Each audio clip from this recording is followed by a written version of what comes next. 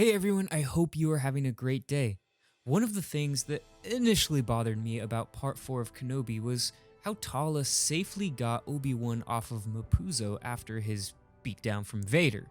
Now, I'm still not sold that Vader let Obi-Wan go so easily. It seems like in his rage, Vader would have either removed the fire barrier, gone through it, or something to that extent in order to retrieve his former master. And at this point, Obi-Wan would not have put up a fight. Well, he barely did before getting dragged through the fire.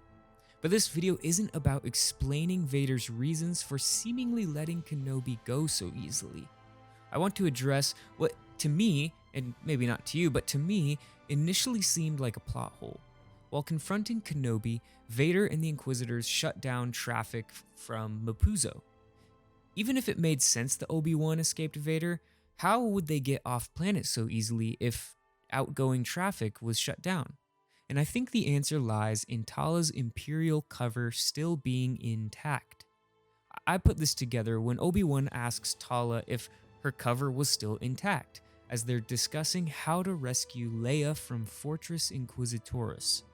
She responds by saying, "We'll find out," which tells us that there's a good chance that Tala was able to make it through the whole Mapuzo incident without being compromised. And honestly, I can see it. She was never seen by Imperials that lived, and likely when Vader and the Inquisitors shut down off-world traffic, that maybe didn't necessarily apply to Imperial traffic, especially with the right codes. So, with cover still intact and proper codes, which we see that Tala has credentials as she's able to get into Fortress Inquisitoris, and though there's some red flags, she's still able to make it that far. So it's plausible to believe that she was able to safely get Kenobi off of Mapuzo.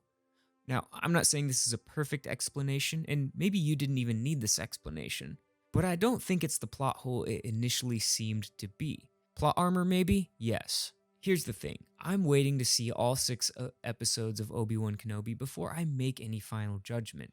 Overall, I've personally really enjoyed this series, and I think it is important to remember that this series was filmed to feel like a 6-part movie. That's one of the reasons they have one director throughout the whole thing.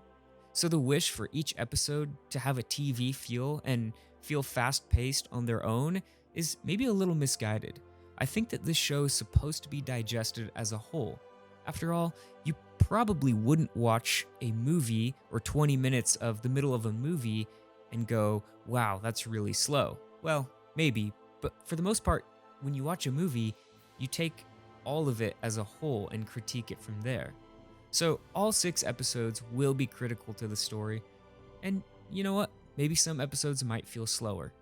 Tell me what you think of Obi Wan Kenobi so far in the comments below. And remember, it's perfectly okay to critique and not like something. Just don't attack the actors, writers, or anyone else involved personally. Critique the content, not the creator. And remember, the Force will be with you, always.